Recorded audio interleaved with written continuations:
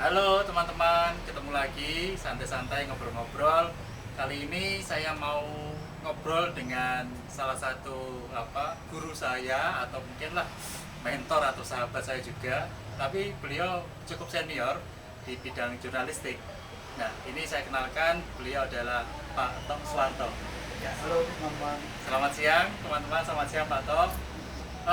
Teman-teman, kemarin tanggal 9 Februari 2021 kita baru saja memperingati Hari Pers Nasional atau HPN. Nah, salah satu rangkaian HPN sangat banyak sekali. Kali ini dalam suasana HPN itu saya kepingin mendengarkan ya cerita-cerita yang sangat unik, menarik, yang mungkin barangkali Pak Tok ini melampaui beberapa dekade fase waktu ya. Karena beliau ini meskipun masih muda, masih 27 tahun Pak ya, di balik 72 tidak yang gitu ya. Yang saya, guru saya. Nah teman-teman, mari kita nanti mendengarkan langsung dari Pak Tok sejak awal terjun ke dunia jurnalistik yang mungkin barangkali sangat, bahasa sekarang sangat jadul dulu ya, dan sekarang kekinian itu fase-fase apa sih yang pernah dilalui oleh Pak Tok. Silakan Pak Tok, mungkin barangkali bisa diceritakan ke sahabat literasi awal-awal panjenengan masuk dalam dunia jurnalistik. Terima kasih Mas Yudi. Teman-teman yang baik, nama saya lengkap itu Tok Suwanto. Ya mungkin nggak banyak yang mengenal saya karena memang selama ini saya menjaga untuk tidak memperkenalkan nama saya selain memperkenalkan media saya. Yang terakhir saya bekerja di Pikiran Rakyat Bandung sebagai, meskipun pernah tugas saya yang terakhir itu tugas di redaksi Pekan Halaman, tapi sebetulnya status saya tetap sebagai reporter. Dan sampai saat ini saya masih aktif nulis. Saya masih aktif menulis dan saya memilih menulis di media online namanya VisiNews, visinews.com, dan aktivitas saya menulis itu menjadi bagian dari hidup saya sehari-hari sekarang. Jadi saya hampir setengah abad tidak pernah terlepas dari kegiatan tulis-menulis sebagai wartawan. Yeah. Dan itu saya tekuni karena itu merupakan panggilan hidup saya.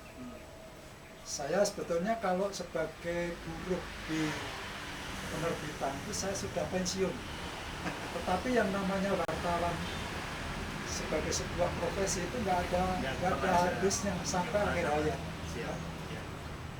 Sehingga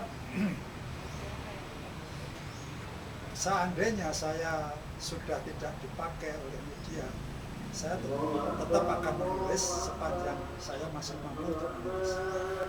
Itu terminal profesi saya sampai pensiun itu di Pikiran Rakyat. Itu media yang berbasis di itu koran itu terbit di Jawa Barat ya? Di Bandung. Ya. Jadi kemarin pada perwakilan Solo ya, pada waktu Hari Pers itu sempat disinggung gitu.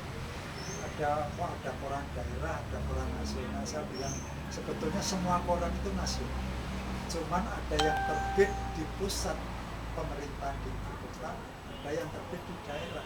Dan koran saya itu koran nasional yang terbit.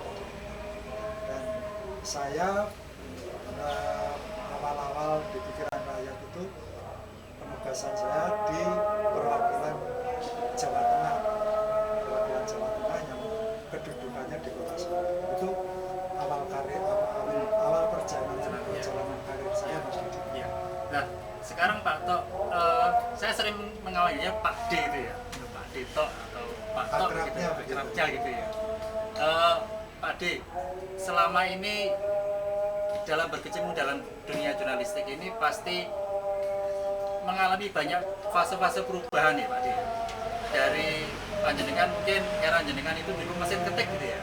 Mesin ketik kemudian untuk mengirimkannya dulu pakai pos gitu ya. Kemudian bergerak lagi ke faksimile ya. Kemudian sampai kemudian sekarang digital. Nah, proses perubahan ini tentunya Pak D harus menyesuaikan. Harus mau tidak mau, suka tidak suka, harus mau memahami kekinian gitu ya. Supaya dalam menulis dan mengirimkan juga lancar, tidak bahasa anak muda tidak gaptek gitu ya. Nah, kira-kira sifat terjang seperti itu apa yang dirasakan Pak D? Secara otodidak ya, tidak ada yang mengajari, tapi kira-kira bisa ceritakan Pak D. Jadi pada waktu awal saya menulis memang karena media saya awal menulis di Solo, jadi nggak ada kesulitan apa-apa ya. Begitu saya nulis, saya bisa mengantarkan ke redaksi atau saya postkan.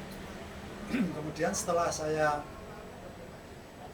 bekerja di media luar Solo, masih tetap menulisnya itu menggunakan mesin ketik.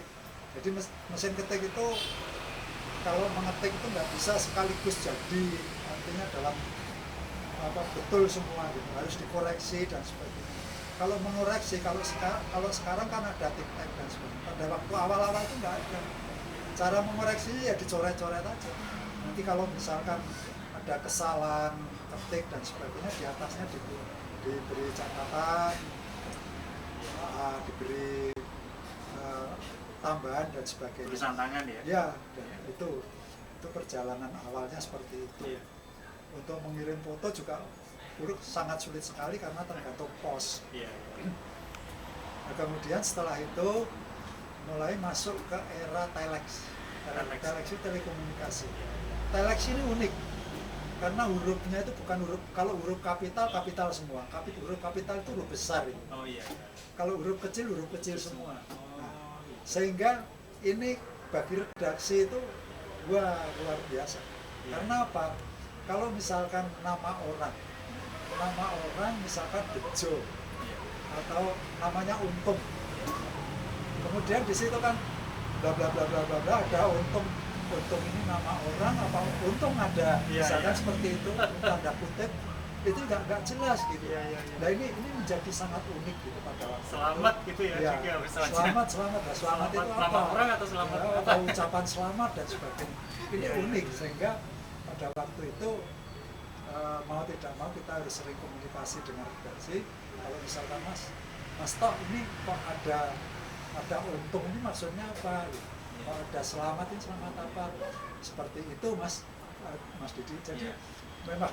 memang perubahan itu sangat mempengaruhi segalanya gitu. Terus setelah masuk era telex lumayan,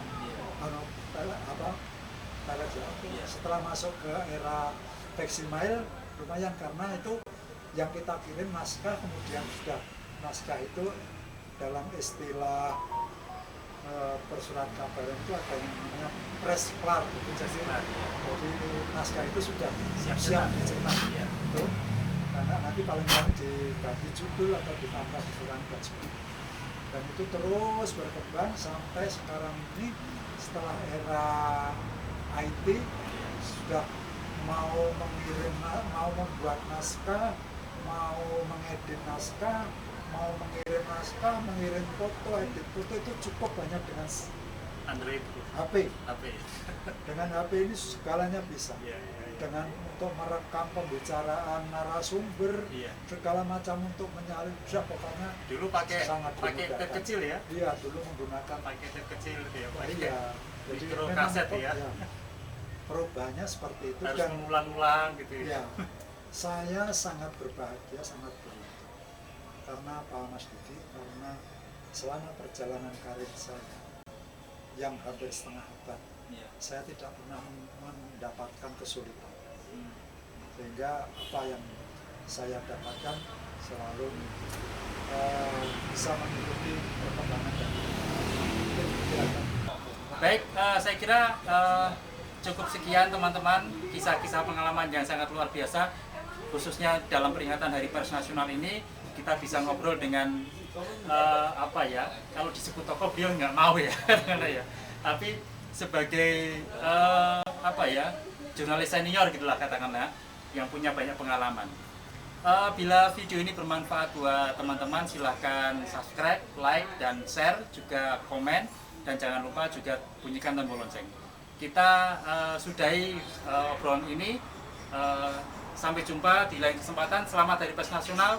Salam literasi. Semoga bermanfaat. Ya.